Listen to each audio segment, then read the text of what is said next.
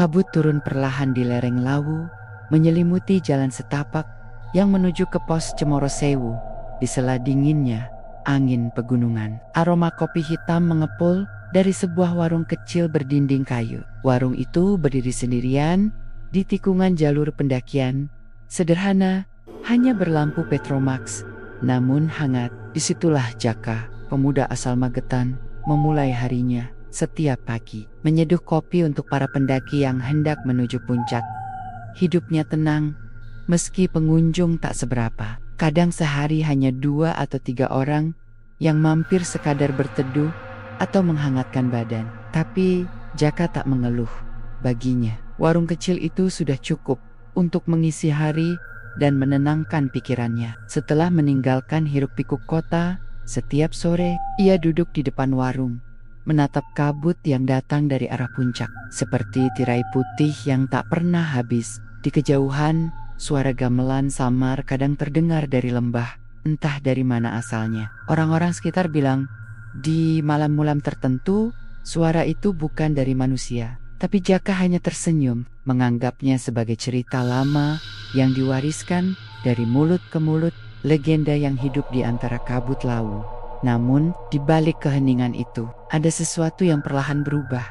Udara di lereng Gunung Lawu selalu punya cara sendiri untuk membuat siapapun betah berlama-lama. Dingin, tapi menenangkan. Pagi itu kabut turun perlahan, membungkus pohon-pohon cemara yang menjulang di sepanjang jalur pendakian Cemoro Sewu. Dari kejauhan, aroma kopi hitam hangat tercium samar, berasal dari sebuah warung kecil di pinggir jalan berkelok. Warung itu milik Jaka, pemuda berumur sekitar 27 tahun. Ia baru setahun tinggal di sana, setelah memutuskan meninggalkan pekerjaan lamanya di kota Madiun. Capek hidup di kota, terlalu ramai, terlalu cepat. Begitu alasannya kepada ibunya. Ia ingin hidup sederhana, cukup menanak nasi, menyoda kopi, dan mendengarkan suara alam setiap pagi. Bangunan warungnya sederhana, dinding kayu, atap seng, meja panjang dari papan bekas, dan 2 kursi bambu di depan. Sumber cahaya hanya satu, lampu Petromax yang tergantung di atas pintu. Tapi meski sederhana, aroma kopinya selalu menggoda siapapun yang lewat. Namun, Jaka tahu betul bahwa warungnya jarang benar-benar ramai. Kadang sepi seharian. Kalau sedang beruntung, ada 2 atau 3 pendaki yang mampir sekadar berteduh atau menghangatkan badan. Tapi Jaka tak pernah mengeluh. Yang penting cukup buat hidup, katanya tiap kali menghitung uang receh di kaleng bekas biskuit. Sore itu, kabut datang lebih tebal dari biasanya. Angin membawa embun dingin yang membuat tangan menggigil meski sudah dekat tungku. Jaka duduk di bangku depan, menatap jalan yang mulai samar tertutup putih. Dari kejauhan, suara lonceng kecil terdengar, mungkin dari sapi-sapi petani di bawah lembah. Tiba-tiba, langkah kaki terdengar mendekat. Suaranya pelan tapi berat, seperti seseorang yang berjalan dengan tongkat. Dari balik kabut, muncul seorang lelaki tua. Bajunya serba hitam, kain panjang, ikat kepala, bahkan sandalnya pun hitam. Wajahnya tirus, matanya tajam tapi tenang. "Warung kopi?" tanyanya pelan. Suaranya serak tapi dalam. Jaka cepat berdiri. "Iya Pak, silakan duduk. Mau kopi hitam?" Lelaki itu mengangguk pelan. Ia duduk di kursi bambu tanpa bicara, pandangannya lurus ke arah hutan di belakang warung. Saat Jaka menyeduh kopi, ia sempat melirik. Lelaki itu tampak diam seperti batu. Ketika secangkir kopi disajikan, ia menatap uap yang naik ke udara lama sekali sebelum menyentuhnya. "Harumnya beda," katanya akhirnya. "Kopi dari mana ini, Nak?" "Dari Temanggung, Pak. Biasa aja. Saya sangrai sendiri." Lelaki itu mengangguk pelan lagi. Tangannya gemetar sedikit saat mengangkat cangkir. Ia menyeruput kopi itu pelan, lalu menatap Jaka tajam. "Kau punya niat baik," katanya samar. "Tapi di tempat seperti ini, niat baik saja tidak cukup." Jaka mengerutkan dahi. "Maksudnya, Pak?" Lelaki itu tidak langsung menjawab. Ia menaruh cangkirnya, lalu berdiri perlahan. "Gunung ini tidak seperti gunung lain. Ada yang menjaga. Kalau kau ingin tempat ini hidup, Kau harus tahu cara berbicara dengan mereka. Hening, angin, berhenti. Hanya suara letupan kecil dari tungku. Jaka menelan ludah, mencoba tersenyum.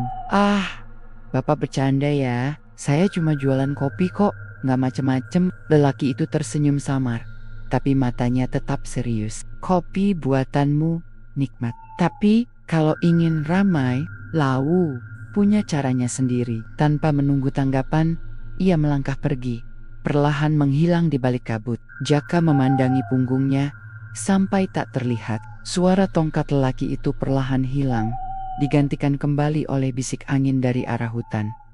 Malam itu, Jaka sulit tidur. Kata-kata lelaki itu terngiang di kepalanya. Lawu punya caranya sendiri. Ia tidak mengerti maksudnya.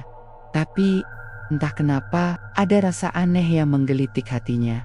Antara penasaran dan takut. Beberapa hari kemudian, ia kembali membuka warung seperti biasa. Tak ada kejadian aneh, hanya cuaca yang semakin sering berkabut. Namun suatu sore, ketika ia sedang membersihkan halaman warung, pandangannya tertumbuk pada sebuah pohon cemara besar di sisi jalan. Di bawahnya, terlihat sesuatu yang mirip sisa abu, seperti bekas pembakaran kecil. Padahal ia yakin, tak ada siapapun yang berkemah di sana semalam. Soti dikoti, abu itu masih hangat. Di antara tumpukan abu, ada sesuatu yang tampak aneh. Sebutir biji kopi hitam legam, utuh, tidak terbakar sedikit pun. Jaka memungutnya dan menatap lama-lama. Angin berhembus pelan, membawa aroma kopi lebih kuat dari biasanya. Entah kenapa, sejak sore itu, setiap kali menyalakan tungku, suara Petromax di warungnya selalu bergetar. Seperti ada yang berbisik dari arah pohon cemara. Dan Jaka mulai merasa warung kecilnya akan segera berubah. Malam di lereng Lawu selalu datang lebih cepat dari di kota. Begitu matahari tenggelam di balik pepohonan, udara langsung berubah dingin menggigit. Kabut turun seperti tirai putih tebal yang menelan jalan dan Rumirama di lereng. Bagi Jaka, malam seperti itu dulu terasa menenangkan. Tapi sejak kejadian beberapa hari terakhir, ia justru merasa seolah ada yang memperhatikannya dari balik kabut. Warungnya tampak sepi, hanya suara jangkrik dan dengung Petromax yang menemani. Uap kopi dari teko kecil di atas tungku naik pelen-pelen, membentuk bentuk-bentuk aneh yang hilang begitu saja di udara. Jaka duduk di kursi bambu, menatap kosong ke arah jalan. Sudah 3 malam berturut-turut, ia mimpi aneh. Dalam mimpinya, lelaki berpakaian hitam itu datang lagi kali ini, tanpa bicara banyak. Lelaki itu hanya duduk di bawah pohon cemara besar di seberang warung, menghadap arah gunung. Di hadapannya ada segelas kopi hitam dan seekor ayam hitam tanpa kepala. Suara gamelan samar terdengar dari kejauhan. Lelaki itu lalu menatap Jaka dan berbisik, "Jika ingin ramai, beri mereka minum seperti aku minum. Beri mereka rasa hangat yang tak bisa didapat dari manusia." Setiap kali bangun, Jaka selalu berkeringat dingin. Meski udara begitu sejuk, ia mencoba menganggapnya hanya bunga tidur. Tapi semakin diabaikan, mimpi itu semakin nyata. Bahkan pagi tadi, saat ia membuka warung, di lantai dekat tungku, ada setetes darah kering kecil, padahal tak ada ayam yang disembelih. Sejak kemarin, hari berganti malam Jumat Kliwon. Penduduk sekitar biasanya memilih tidak keluar rumah. Mereka percaya, malam itu pintu alam halus terbuka lebar. Tapi bagi Jaka, malam itu justru membuat pikirannya tidak tenang. Kata-kata lelaki berpakaian hitam dan mimpi-mimpi anehnya seperti bergema di kepala. Sore menjelang malam, ia menutup warung lebih cepat. Ia duduk di dalam, menatap api di tungku. Di luar, angin mulai berdesir kuat, membawa aroma tanah basah dan getah cemara. Langit gelap, tapi di kejauhan terdengar petir kecil.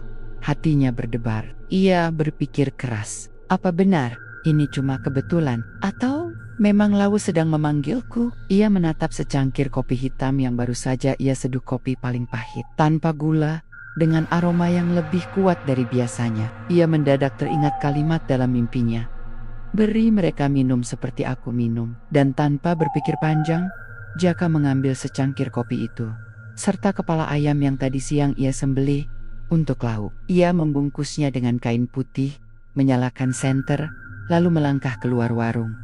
Udara malam itu menusuk tulang. Kabut turun begitu pekat, hingga jarak 1 meter pun tampak buram. Tapi langkah Jaka mantap. Ia menuju pohon cemara besar di seberang jalan pohon, tempat ia dulu menemukan biji kopi hitam itu. Sesampainya di sana, ia jongkok, membuka bungkusan kecilnya, dan menaruh secangkir kopi serta kepala ayam di bawah akar pohon yang menonjol. Angin tiba-tiba berhenti. Hening sejenak, tak ada jangkrik, tak ada daun bergerak. Jaka menelan ludah. "Kalau memang benar kau ada," katanya pelan, "aku cuma ingin warungku ramai. Aku gak minta apa-apa lagi, semoga bisa." Begitu selesai bicara, uap dari kopi itu naik perlahan, tapi tidak seperti uap biasa. Asapnya menari-nari, seperti membentuk wajah seseorang, wajah lelaki tua, berikat kepala hitam. Jaka mundur setapak, matanya membesar. Tapi sebelum sempat melakukan apapun, lampu Petromax di warungnya tiba-tiba padam sendiri, gelap total. Lalu dari balik kabut terdengar suara berat, serak, tapi tenang. "Ingat, setiap yang diberi harus dibayar." Jaka terdiam. Ia ingin menoleh, tapi tubuhnya kaku. Sekejap kemudian, angin berembus kencang, membuat daun-daun cemara berdesir keras. Uap kopi itu berputar di udara, lalu lenyap bersama angin. Beberapa detik kemudian, semuanya kembali seperti semula. Lampu Petromax menyala lagi, jangkrik bersuara, dan kabut bergerak perlahan menjauh. Jaka berdiri kaku beberapa saat, sebelum akhirnya kembali ke warung. Ia menutup pintu rapat-rapat. Tapi sepanjang malam itu, ia tak bisa tidur. Keesokan paginya, matahari muncul dengan sinar lembut menembus kabut tipis. Jaka membuka pintu warung dengan mata sembab. Ia menyiapkan air panas seperti biasa. Tak berharap banyak, namun baru beberapa menit kemudian, suara langkah kaki terdengar di luar. Seorang pendaki datang. Tak lama, dua lagi menyusul. Mereka duduk, memesan kopi, lalu rombongan warga lewat dan ikut berhenti. Dalam 1 jam, warungnya penuh. Jaka tertegun. Ia bahkan sampai kewalahan menyeduh kopi. Seharian itu, warungnya ramai, seperti belum pernah terjadi sebelumnya. Orang-orang terus datang dan pergi, memuji aroma dan rasa kopinya. "Entah kenapa, kopi di sini lebih nikmat," kata salah satu pendaki sambil tersenyum. Menjelang sore, Jaka menutup warung dengan hati lega. Hasil jualannya kali ini jauh lebih banyak dari biasanya. Ia tertawa kecil, senang, tapi juga bingung, apakah semua ini hanya kebetulan atau karena ritual semalam. Namun di tengah kebahagiaan itu, ada sesuatu yang ia perhatikan. Beberapa pelanggan tampak aneh. Mereka duduk terlalu lama, wajahnya pucat, matanya kosong, tapi tetap menatap ke arah Jaka sambil menyeruput kopi perlahan. Saat mata Jaka menatap mereka, senyum mereka tak berubah dingin dan datar. Dan anehnya, begitu Jaka menutup warung sore itu dan menoleh ke arah tempat duduk mereka, kursinya kosong. Cangkir-cangkir mereka masih di meja, masih hangat, tapi tak ada jejak langkah keluar. Malamnya, sebelum tidur, Jaka mendengar suara samar dari luar warung. Suara itu pelan, tapi jelas, seperti seseorang yang tertawa rendah sambil berkata, "Sekarang kau sudah tahu kan?" Lawu menepati janji. Jaka menatap keluar jendela, tapi yang terlihat hanya kabut putih yang menutup seluruh jalan, dan di bawah pohon cemara besar, secangkir kopi yang ia taruh malam sebelumnya sudah hilang tanpa sisa. Malam di lereng Lawu selalu datang lebih cepat dari di kota. Begitu matahari tenggelam di balik pepohonan, udara langsung berubah dingin menggigit. Kabut turun seperti tirai putih tebal yang menelan jalan dan rumirama di lereng. Bagi Jaka, malam seperti itu dulu terasa menenangkan. Tapi sejak kejadian beberapa hari terakhir, ia justru merasa seolah ada yang memperhatikannya dari balik kabut. Warungnya tampak sepi, hanya suara jangkrik dan dengung Petromax yang menemani. Uap kopi dari teko kecil di atas tungku naik pelen-pelen, membentuk bentuk-bentuk aneh yang hilang begitu saja di udara. Jaka duduk di kursi bambu, menatap kosong ke arah jalan. Sudah 3 malam berturut-turut, ia mimpi aneh. Dalam mimpinya, lelaki berpakaian hitam itu datang lagi kali ini, tanpa bicara banyak. Lelaki itu hanya duduk di bawah pohon cemara besar di seberang warung, menghadap arah gunung. Di hadapannya ada segelas kopi hitam dan seekor ayam hitam tanpa kepala. Suara gamelan samar terdengar dari kejauhan. Lelaki itu lalu menatap Jaka dan berbisik, "Jika ingin ramai, beri mereka minum seperti aku minum. Beri mereka rasa hangat yang tak bisa didapat dari manusia." Setiap kali bangun, Jaka selalu berkeringat dingin. Meski udara begitu sejuk, ia mencoba menganggapnya hanya bunga tidur. Tapi semakin diabaikan, mimpi itu semakin nyata. Bahkan pagi tadi, saat ia membuka warung, di lantai dekat tungku, ada setetes darah kering kecil, padahal tak ada ayam yang disembelih. Sejak kemarin, hari berganti malam Jumat Kliwon. Penduduk sekitar biasanya memilih tidak keluar rumah. Mereka percaya, malam itu pintu alam halus terbuka lebar. Tapi bagi Jaka, malam itu justru membuat pikirannya tidak tenang. Kata-kata lelaki berpakaian hitam dan mimpi-mimpi anehnya seperti bergema di kepala. Sore menjelang malam, ia menutup warung lebih cepat. Ia duduk di dalam, menatap api di tungku. Di luar, angin mulai berdesir kuat, membawa aroma tanah basah dan getah cemara. Langit gelap, tapi di kejauhan terdengar petir kecil. Hatinya berdebar. Ia berpikir keras. Apa benar ini cuma kebetulan? Atau memang Lawu sedang memanggilku? Ia menatap secangkir kopi hitam yang baru saja ia seduh, kopi paling pahit, tanpa gula, dengan aroma yang lebih kuat dari biasanya. Ia mendadak teringat kalimat dalam mimpinya, "Beri mereka minum seperti aku minum." Dan tanpa berpikir panjang, Jaka mengambil secangkir kopi itu, serta kepala ayam yang tadi siang ia sembelih untuk Lawu. Ia membungkusnya dengan kain putih, menyalakan senter, lalu melangkah keluar warung.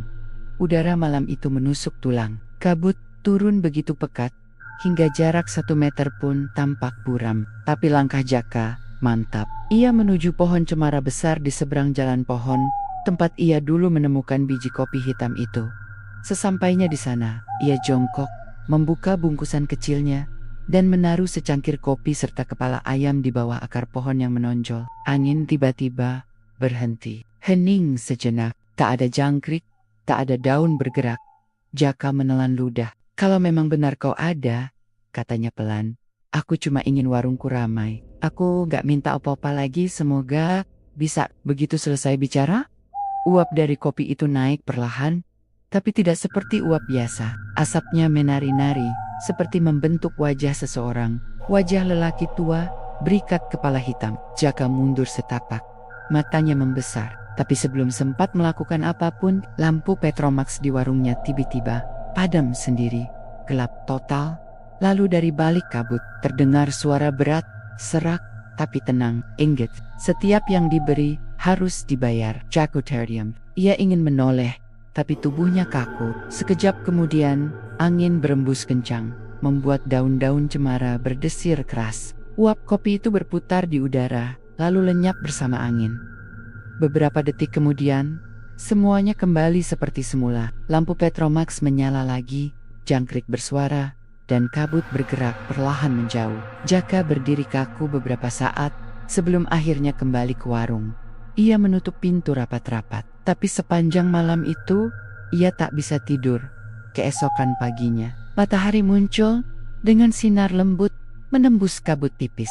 Jaka membuka pintu warung dengan mata sembab. Ia menyiapkan air panas seperti biasa, tak berharap banyak. Namun baru beberapa menit kemudian, suara langkah kaki terdengar di luar.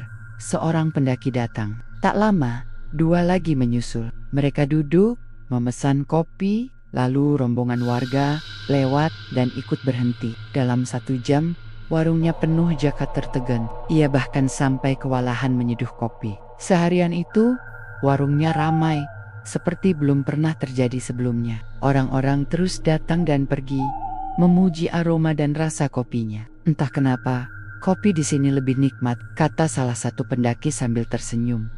Menjelang sore, Jaka menutup warung dengan hati lega. Hasil jualannya kali ini jauh lebih banyak dari biasanya. Ia tertawa kecil, senang, tapi juga bingung, apakah semua ini hanya kebetulan atau karena ritual semalam. Namun di tengah kebahagiaan itu, ada sesuatu yang ia perhatikan. Beberapa pelanggan tampak aneh. Mereka duduk terlalu lama, wajahnya pucat, matanya kosong, tapi tetap menatap ke arah Jaka sambil menyeruput kopi perlahan. Saat mata Jaka menatap mereka, senyum mereka tak berubah dingin dan datar. Dan anehnya, begitu Jaka menutup warung sore itu dan menoleh ke arah tempat duduk mereka, kursinya kosong. Cangkir-cangkir mereka masih di meja, masih hangat, tapi tak ada jejak langkah keluar. Malamnya, sebelum tidur, Jaka mendengar suara samar dari luar warung. Suara itu pelan, tapi jelas, seperti seseorang yang tertawa rendah sambil berkata, "Sekarang kau sudah tahu kan?" Lawu menepati janji. Jaka menatap keluar jendela, tapi yang terlihat hanya kabut putih yang menutup seluruh jalan, dan di bawah pohon cemara besar, secangkir kopi yang ia taruh malam sebelumnya sudah hilang tanpa sisa. Sudah hampir 3 minggu sejak malam Jumat itu malam, saat Jaka menaruh secangkir kopi dan kepala ayam di bawah pohon cemara. Sejak saat itu, segalanya berubah dengan cepat. Warung kecil yang dulu sepi, kini tak pernah kosong. Setiap pagi, pendaki mampir untuk minum kopi hangat. Sebelum naik, siang hari, warga sekitar datang sekadar mengobrol sambil makan gorengan. Bahkan malam-malam pun, selalu saja ada tamu yang datang entah dari mana. Kadang hanya duduk diam menikmati kopi tanpa banyak bicara. Bagi Jaka, itu seperti mimpi yang jadi kenyataan. Setiap hari, ia menghitung uang hasil jualan dengan rasa syukur. Ia bisa memperbaiki atap warung, menambah kursi bambu, bahkan mengganti lampu Petromaxnya yang lama dengan yang baru dan lebih terang. Orang-orang mulai mengenalnya sebagai Jaka Kopi Lawu. Namun, seiring ramainya warung itu, hal-hal kecil mulai terasa ganjil. Suatu malam, sekitar pukul 11, Jaka masih melayani 2 pelanggan. Seorang pendaki muda dan temannya. Mereka duduk di kursi luar, menatap kabut yang turun dari gunung, sambil menyeruput kopi panas. Tapi saat Jaka keluar membawa tambahan air panas, kedua orang itu sudah tak ada di tempat. Yang tertinggal hanya 2 cangkir kopi yang masih hangat, dan 1 cangkir ketiga. Padahal ia hanya menyajikan 2. Jaka terdiam lama, mencoba mengingat. Ia tak merasa membuat cangkir tambahan. Tapi di cangkir ketiga itu, kopi masih mengepul, seolah baru diseduh. Ia mendekat, dan entah kenapa, dari uapnya tercium wangi yang aneh, seperti dupa terbakar. Ia menatap ke sekitar, tapi tak ada siapapun. Hanya kabut tebal yang diam, seperti dinding putih. Sejak malam itu, ia mulai memperhatikan sesuatu. Beberapa pelanggan yang datang malam-malam sering tampak berbeda. Mereka jarang bicara, pandangannya kosong, dan kulitnya tampak pucat, seperti orang kelelahan berat. Tapi begitu disuguhkan kopi buatan Jaka, mereka tersenyum tipis dan menatapnya lama, seolah mengenal Jaka lebih dulu daripada Jaka mengenal mereka. Kadang, mereka memesan kopi di jam yang sama antara pukul 11 dan 1 dini hari. Dan anehnya, setiap kali Jaka melayani mereka, kabut di luar selalu makin pekat, hingga jalan di depan warung tak terlihat sama sekali. Suatu malam, saat sedang mencuci cangkir di dapur, Jaka mendengar suara langkah kaki di depan warung. Ia keluar dengan membawa handuk di pundak. Di kursi bambu, seorang lelaki muda sedang duduk. Wajahnya asing, tapi rapi. Jaket gunungnya masih bersih, tidak seperti pendaki biasanya. "Sendirian, Mas?" tanya Jaka ramah. Lelaki itu menoleh, tersenyum tipis. "Sendirian saja." Suaranya pelan dan datar. Jaka menyiapkan kopi seperti biasa. Tapi saat ia menaruh cangkir di meja, matanya tanpa sengaja melihat ke bawah. Ia berhenti sejenak. Lelaki itu duduk tepat di bawah cahaya Petromax. Tapi tidak ada bayangan di lantai. Kursi, meja, bahkan tangan Jaka sendiri punya bayangan jelas. Tapi lelaki itu tidak. Jaka tercekat, tapi mencoba menahan diri. Ia menatap lelaki itu lagi. Tapi pria itu hanya tersenyum sambil menyeruput kopi. "Kopinya makin enak, ya?" katanya datar. "Sekarang banyak yang datang karena kamu sudah tahu caranya." Jaka tidak menjawab. Hatinya berdegup cepat. Kata-kata lelaki itu seperti menggema jauh di dalam kepalanya, mengingatkannya pada suara yang ia dengar waktu pertama kali melakukan ritual. Setiap yang diberi harus dibayar. Tiba-tiba lampu Petromax bergetar pelan, lalu redup. Kabut dari luar warung masuk lewat celah pintu. Saat Jaka menoleh sebentar untuk menutup pintu dan kembali menatap kursi itu, lelaki muda tadi sudah hilang. Yang tersisa hanya cangkirnya di atas meja, masih setengah berisi, dan aroma kopi yang bercampur dengan bau besi terbakar. Beberapa hari setelah kejadian itu, Jaka memutuskan menambah 2 orang karyawan untuk membantu di warung. Karena pengunjung makin ramai, salah satunya adalah Sari, gadis muda dari desa bawah. Ceria, rajin, dan murah senyum. Kehadirannya membuat warung itu terasa hidup lagi, mengalihkan sedikit pikiran Jaka dari hal-hal ganjil yang kerap ia alami. Sari sering menegur Jaka karena suka melamun. Mas Jaka itu sering banget bengong, lihat ke arah pohon cemara terus, emangnya ada apa sih di sana? Jaka hanya tersenyum kecil. Enggak apa-apa, cuma suka aja lihat kabut lewat situ. Padahal, setiap kali ia memandangi pohon itu, Jaka selalu merasa seperti ada sesuatu yang berdiri di bawahnya. Kadang hanya samar, kadang jelas berbentuk manusia berpakaian hitam, berdiri menghadap gunung. Suatu sore, setelah hari yang sibuk, Sari membersihkan meja sambil bersenandung. Jaka sedang menghitung uang hasil jualan, ketika tiba-tiba, lampu warung bergetar pelan. Sari menoleh, wajahnya berubah. Mas, tadi siapa yang duduk di pojok itu? Pojok mana? Tanya Jaka. Itu, yang dekat pintu. Barusan ada orang, duduk diam. Terus pas aku nengok lagi udah gak ada. Jaka mendongak, kursi itu memang masih berayun pelan. Seperti baru saja diduduki seseorang. Tapi warung sudah kosong, semua pelanggan sudah pulang. Malamnya, Sari ketakutan dan minta izin pulang lebih awal. Jaka menenangkan, berkata mungkin dia salah lihat. Tapi setelah Sari pergi, Jaka tetap duduk di kursi depan, memperhatikan kursi yang bergoyang pelan itu. Dan di tengah hening malam, dari arah pohon cemara, terdengar suara lirih. Kau sudah mulai dikenal di 2 dunia, JAKA... Suara itu seperti desahan kabut pelan, tapi jelas. Jaka merinding. Ia ingin menutup telinga, tapi suara itu tak berhenti. Selama kau terus memberi, mereka akan datang. Keesokan harinya, warung kembali ramai seperti biasa. Tapi sejak itu, setiap kali Jaka menyeduh kopi, uapnya selalu terasa lebih tebal, lebih wangi. Dan anehnya selalu ada 3 cangkir yang ia siapkan, meski hanya 2 pelanggan yang datang. Ia tak pernah sadar kapan tangannya membuat cangkir ketiga itu. Tapi setiap kali ia coba menghentikan, tubuhnya gemetar sendiri. Seolah ada sesuatu yang memaksanya untuk terus melayani pelanggan yang tak kasat mata.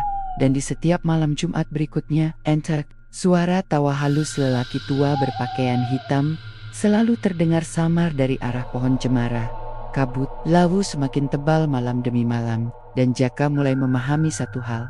Warungnya memang ramai, tapi tidak semua pengunjungnya berasal dari dunia yang sama. Udara di lereng Lawu semakin dingin, kabut mulai sering turun.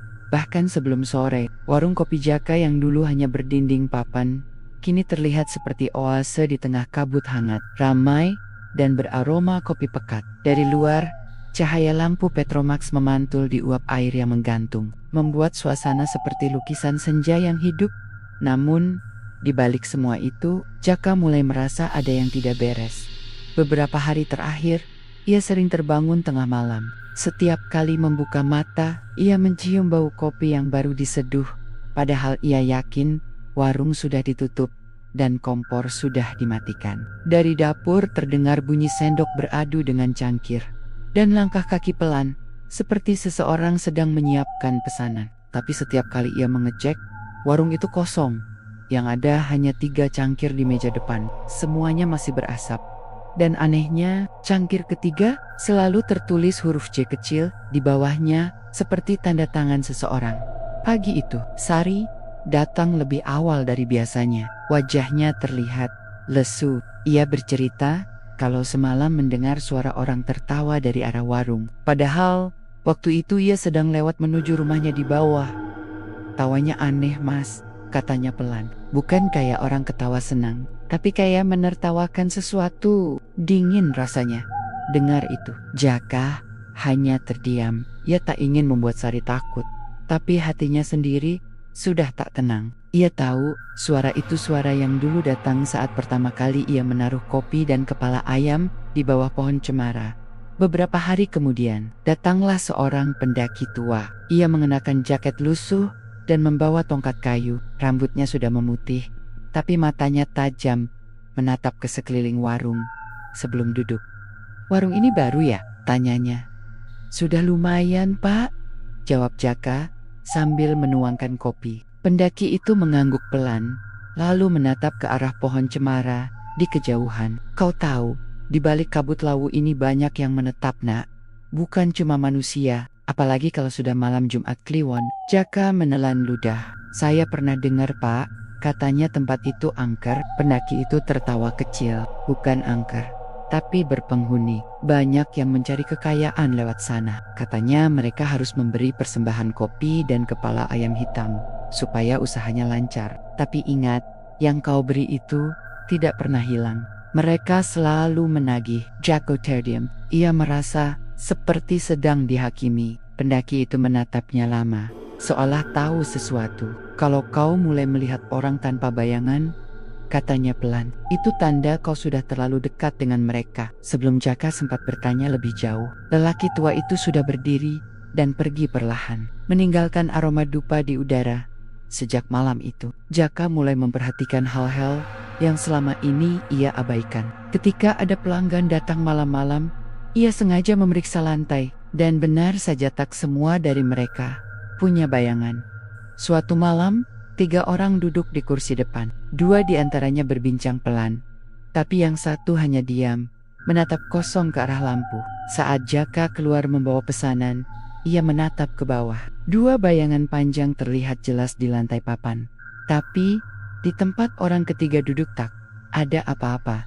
Jaka terpaku. Tangannya gemetar saat meletakkan cangkir. Orang itu kemudian menoleh perlahan ke arahnya, menatap dengan mata yang terlalu hitam tanpa pantulan cahaya sedikit pun. "Terima kasih, Jaka," ucapnya datar. "Kopimu selalu disukai dimanapun kami berada." Begitu selesai bicara, ketiga orang itu menghilang begitu saja. Tak ada suara langkah, tak ada pintu berderit, hanya kursi yang berayun pelan dan 3 cangkir yang masih penuh di meja. Pagi harinya, Jaka mencoba menceritakan kejadian itu pada Sari, tapi gadis itu justru pucat dan menangis. "Mas, jangan bercanda kayak gitu. Aku juga lihat semalam." "Aku lihat mereka," katanya histeris. "Mereka duduk di depan, tapi waktu aku keluar lewat belakang, mereka nggak punya kaki, Mas. Bayangannya juga nggak ada." Sari ketakutan dan meminta izin tidak masuk kerja beberapa hari. Jaka tak bisa menolak. Ia sendiri pun mulai goyah. Setiap malam, warungnya tetap ramai, tapi ia sudah tak bisa membedakan mana pengunjung yang nyata, mana yang tidak.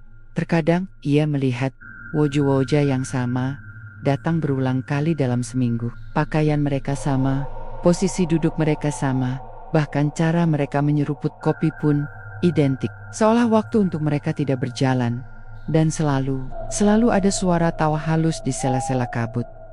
Malam Jumat Kliwon berikutnya, Jaka tak bisa tidur. Ia menatap ke arah pohon cemara dari dalam warung. Di bawahnya, tampak samar bayangan seseorang berdiri. Kali ini bukan hanya satu, ada 3.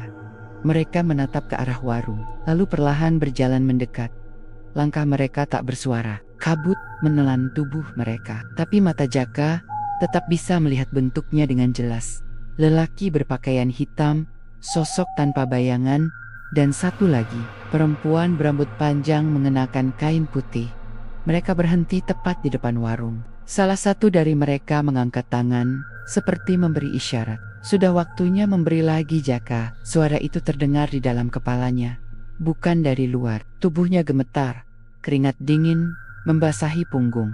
Ia menutup telinga, tapi suara itu makin jelas. Yang datang harus pulang, yang diberi harus dibayar. Tibet, Petromax di warung padam sendiri. Gelap, hening, dan di dalam kegelapan, aroma kopi bercampur bau darah tercium sangat kuat.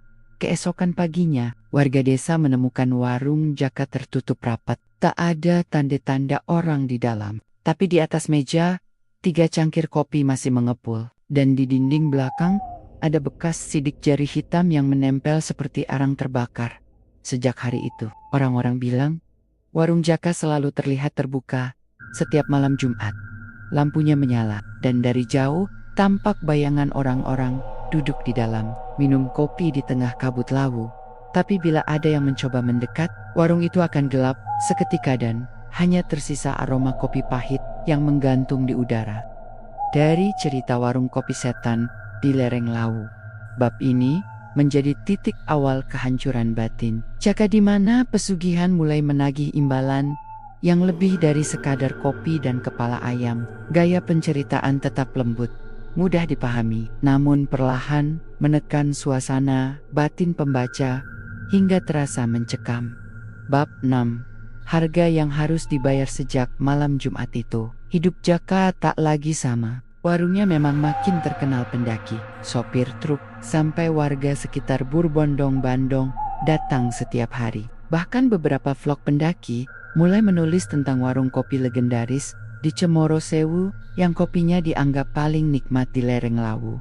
Namun, di balik ramainya warung, hati Jaka justru makin gelisah. Ia sering mendengar bisikan samar di antara uap kopi. Kadang suaranya seperti dari pelanggan, kadang seperti dari dirinya sendiri. Ramai bukan berarti bahagia Jaka. Yang datang bukan cuma pembeli. Ia tak tahu harus percaya siapa. Tapi setiap malam Jumat, tanpa ia sadari, tangannya selalu bergerak menyiapkan sesaji baru, secangkir kopi hitam dan kepala ayam. Kadang, setelah meletakkannya di bawah pohon cemara, ia melihat bayangan hitam melintas di kabut cepat, tapi jelas berbentuk manusia. Suatu malam, setelah warung tutup, Jaka duduk sendiri sambil menghitung uang. Jumlahnya tak masuk akal, hampir 2 kali lipat dari biasanya. Padahal hari itu warung terasa sepi. Ia menatap uang itu lama-lama, merasa jantungnya berdebar aneh. Tiba-tiba lampu Petromax bergetar, lalu padam sendiri. Gelap, hanya tersisa cahaya samar dari bara dapur yang mulai redup. Dan di tengah gelap itu, muncul suara langkah pelan dari arah pintu depan. Langkah itu tidak tergesa, tapi berat, seperti seseorang yang memakai sepatu basah menapaki lantai kayu. "Siapa itu?" tanya Jaka, mencoba tenang. Tak ada jawaban. Suara langkah berhenti tepat di depan meja. Lalu terdengar suara berat, serak, tapi jelas. "Kau sudah menikmati hasilnya, Jaka. Sekarang saatnya membayar." Jaka menatap ke arah suara itu, tapi yang ia lihat hanya kabut tebal yang merayap masuk dari celah pintu. Dalam kabut itu, samar terlihat siluet lelaki tua berpakaian hitam, lelaki yang dulu menemuinya di tengah hutan.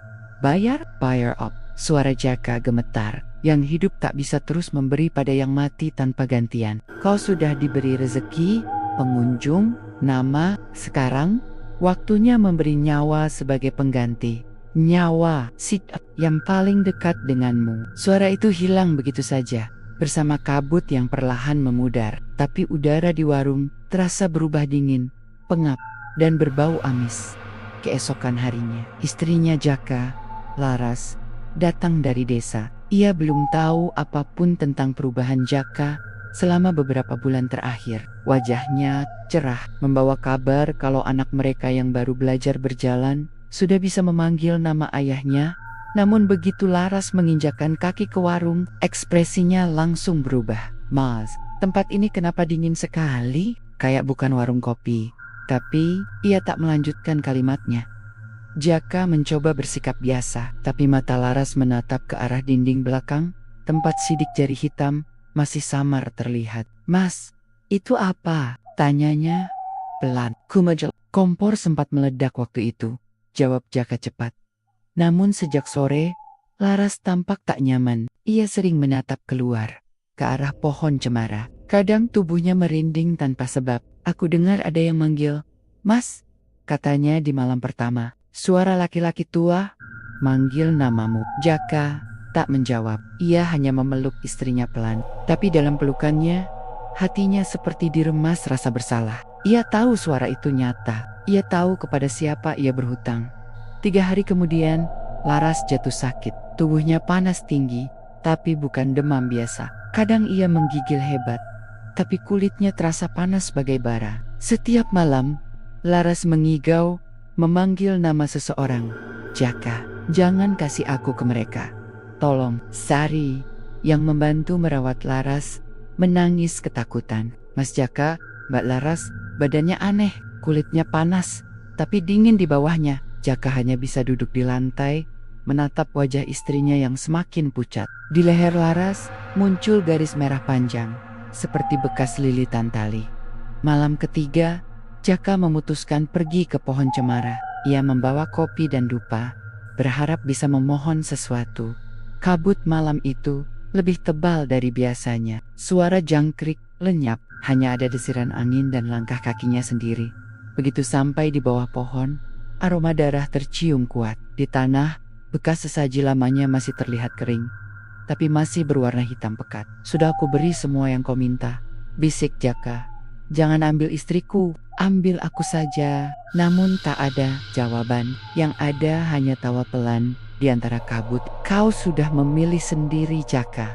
Yang pertama, memberi tak boleh menolak ketika ditagih." Tiba-tiba tanah di depannya retak sedikit. Dari celah itu keluar aroma busuk bercampur dupa. Jaka mundur ketakutan. Kabut di depannya berubah bentuk menjadi sosok lelaki tua berpakaian hitam dengan wajah yang separuh gosong, separuh bayangan. Nyawa harus kembali. Keseimbangan harus dijaga. Seketika kabut menelan sosok itu. Jaka berlari pulang tanpa menoleh lagi. Namun saat sampai di warung, tubuhnya membeku. Warungnya terang benderang, tapi tidak ada orang. Di lantai depan, istrinya tergeletak kaku, matanya terbuka. Kulitnya hitam gosong, seperti terbakar dari dalam. Dari arah dapur, terdengar suara mendesis pelan. "Pembayaran diterima." Jaka berteriak histeris, tapi suaranya tenggelam dalam kabut yang perlahan masuk ke dalam warung. Keesokan paginya, warga menemukan Jaka duduk di samping jasad istrinya. Ia tidak berbicara sepatah kata pun, hanya menatap cangkir kopi yang masih mengepul di meja. Padahal api kompor sudah mati sejak malam. Mulutnya terus berkomat-kamit, berulang-ulang, "Aku cuma mau warungku ramai." Dan dari arah pohon cemara, suara tawa lelaki tua kembali terdengar, lebih keras dari sebelumnya. Bab ini menjadi puncak kejatuhan. Jaka sebagai manusia biasa, ia menyadari bahwa kekayaan yang ia miliki berasal dari perjanjian gelap dan nyawa istrinya menjadi bayarannya. Malam turun perlahan di lereng Lawu. Kabut mengambang seperti selimut putih, menelan semua suara kecuali desiran angin dan gesekan ranting. Warung Jaka tampak sepi. Lampu Petromax di dalam bergoyang pelan, cahayanya redup, nyaris padam. Di meja tengga, tubuh Laras telah dibungkus kain kafan, terbaring diam, sementara Jaka duduk di sampingnya, tak bergerak sejak pagi. Sudah 2 hari ia tak makan, tak tidur, tak bicara. Ia hanya menatap wajah istrinya yang tenang, wajah yang dulu sering tersenyum setiap pagi saat menyiapkan sarapan. Sekarang wajah itu membiru pucat, tapi Jaka tetap duduk di sana, menunggu sesuatu yang bahkan ia sendiri tak tahu apa. Sari datang membawa makanan, tapi Jaka hanya menggeleng. "Mas harus kuat," katanya lirih, matanya basah. Namun Jaka tetap diam, pandangannya kosong, hingga akhirnya Sari menyerah dan pulang, meninggalkan Jaka sendirian di warung yang kini dingin seperti makam terbuka. Menjelang tengah malam, Jaka bangkit perlahan. Ia menatap foto kecil keluarganya yang tergantung di dindingnya, Laras dan anak mereka yang masih bayi. Lalu matanya menatap meja kayu tempat kopi biasa diseduh. Tangannya bergetar saat mengambil teko dan menyalakan kompor. Api kecil menyala dan suara mendesis kopi kembali memenuhi ruangan. Aroma pahit itu menembus udara dingin, mengingatkan Jaka pada malam pertama warung ini berdiri. Tapi kali ini, ia tak menyeduh untuk pelanggan, melainkan untuk Laras. Ia menyiapkan 2 cangkir kopi, satu untuk dirinya, satu diletakkan di samping jasad istrinya. Dengan suara serak, ia berbisik, "Kopi terakhir buat kamu, Ras, yang paling manis, yang bisa aku buat. Maaf, aku nggak bisa jagain kamu." Ia menatap cangkir itu lama, dan tiba-tiba, uapnya menebal, membentuk bayangan wajah Laras. Wajah itu tersenyum tipis, seperti dulu ketika mereka pertama kali membuka warung. Tapi di balik senyum itu, Jaka melihat air mata. "Kamu harus berhenti, Mas. Aku nggak mau kamu ikut ke tempat aku." Suara itu lembut, tapi dingin seperti kabut. "Jaka, aku nggak bisa, Ras. Tanpa kamu, aku nggak punya siapa-siapa." Wajah Laras memudar perlahan, bersama uap kopi. Kalau kamu tetap di sini, mereka akan mengambil semuanya. Lalu hening.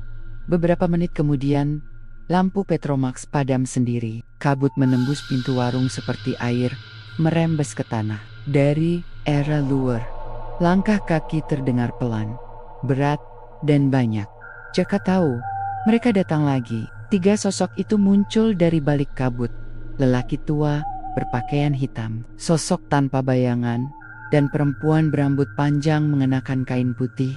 Pergi, kata Jaka dengan suara parau. Sudah cukup. Ambil semua uangku, ambil warung ini, tapi jangan ganggu Laras lagi. Lelaki tua itu tertawa kecil. Kau masih belum mengerti, Jaka. Sekali memberi, tak bisa menarik kembali. Dunia kita sudah terikat. Aku nggak peduli. Aku cuma mau istri dan anakku tenang. Kau mau menebusnya? Jaka terdiam. Ia menatap tubuh Laras yang sudah dingin. Ya, katanya tegas. Kalau harus dengan nyawaku, aku rela. Lelaki berpakaian hitam itu melangkah maju. Dari balik kabut, tangannya tampak gosong, jari-jarinya panjang dan berasap. Kalau begitu, buatkan 1 kopi lagi tapi kali ini, untuk kami bertiga. Jaka tahu, itu bukan permintaan biasa, tapi entah kenapa, ia merasa tenang. Ia kembali ke dapur, mengambil air panas, menggiling biji kopi terakhirnya, dan menyeduhnya dengan tangan yang bergetar. Aroma kopi memenuhi ruangan, tapi kali ini aromanya berbeda, pahit, berat, seperti bercampur dengan abu dan tanah basah. Ia membawa 3 cangkir itu ke meja depan, menaruhnya di hadapan ketiga sosok yang kini sudah duduk rapi di kursi pelanggan. Mereka semua tersenyum, menatap Jaka lama. Terima kasih, Jaka.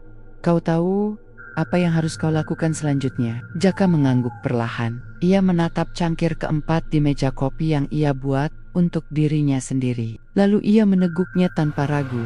Rasa pahitnya membakar lidah, lalu menuruni tenggorokan seperti api yang merayap ke dada. Pandangannya kabur, tubuhnya mulai panas. Tapi dalam panas itu, ia merasa ringan. Sebelum gelap menelannya, ia menoleh ke arah Laras. Wajah Laras terlihat hangat lagi. Matanya terpejam tenang, seolah tidur dalam damai. Kopi terakhir buat kita, Ras. Dan setelah itu, Jaka jatuh tersungkur di lantai, tepat di samping cangkir yang masih mengepul. Keesokan paginya, warga menemukan warung itu terbakar separuh. Di dalamnya, hanya ada 2 jasad Jaka dan Laras terbaring berdampingan di lantai. Anehnya, di antara abu dan puing, ditemukan 4 cangkir kopi yang utuh, masih berisi, dan masih hangat sejak hari itu. Setiap malam Jumat Kliwon, pendaki yang lewat Cemoro Sewu sering melihat cahaya samar di lereng. Dari Keyohan, tampak warung kecil dengan cahaya hangat, dan suara sendok beradu dengan cangkir. Beberapa bersumpah mencium aroma kopi yang khas, dan mendengar suara laki-laki berkata pelan dari balik kabut. Kopi 2, pahit 1, manis 1, buat Laras, dan buat yang datang setelahnya.